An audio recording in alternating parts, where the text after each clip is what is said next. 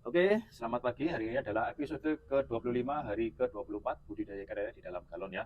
Saya ingin memperlihatkan pada kalian, silahkan perbandingkan sendiri airnya, mungkin dari situ kelihatan perbedaannya. Ini yang pakai probiotik airnya, makanya juga dikasih probiotik pakai ini ya. Dan ini yang tidak pakai apa-apa atau murnian saja, nggak usah ribet-ribet ya.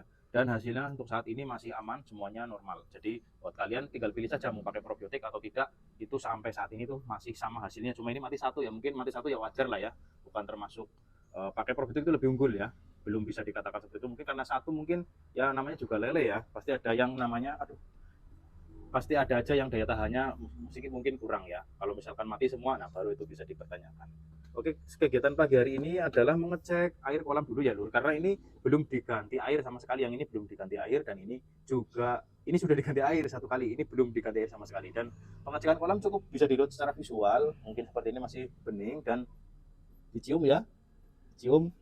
Kalau sudah bau ganti, ini belum bau Lur. Jadi ikan lelenya pun nggak ada yang gantung ya Lur ya, nggak ada yang gantung, semuanya aktif seperti gerakan di kolam besar ya, karena mungkin masih kecil ya. Oke, langsung aja kita kasih makan ya. Kasih makannya pun masih segini, masih sedikit nih, sepucuk sendok. Kita bibis ya, ini siapkan pembibisnya hanya dikit aja Lur, karena nah, taruh sedikit aja. Nanti ini juga akan merata ya, dibiarkan aja ya Lur. Kalau saya bibis itu hanya sedikit aja airnya seperti ini. Kalau misalkan kebanyakan seperti sayur lodeh itu dikhawatirkan nanti proteinnya malah atau gizinya malah hilang. Jadi pembibisan itu hanya memberikan mikrobakteri, bukan menghancurkan pakan ya Lur ya. Gitu, oke.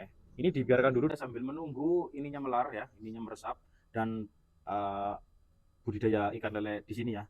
Ini budidaya ikan lele di dalam galon tergolong budidaya di kolam sempit ya. Saya samakan dengan kolam sempit dengan perilaku pemberian pakan tuh hanya memfokuskan pada satu titik. Jadi pemberian pakan tuh segini aja ya, nggak bisa menyebar dan merata. Dan efeknya di sini ikannya nggak bisa rata loh. Jadi ada yang gede, ada yang kecil nih. Ini bisa kanibal atau enggak ya? Ini saya akan biarkan saja. Ikan gede, yang kecil ya yang kecil, apakah akan memakan yang kecil atau tidak, kita lihat aja di konten berikutnya ya. Jadi yang jelas evaluasi kali ini pemberian pakan, cara pemberian pakan itu sangat penting ya. Jadi kalau misalkan sampean memberikan pakan dari satu titik, nanti otomatis lelenya nggak seragam, pasti ada yang gede kecil. Makanya dibutuhkan sortir. Kayaknya ini kalau misalkan mau bener ternaknya, ini butuh satu galon lagi untuk memisahkan tuh yang gede yang kecil juga ya.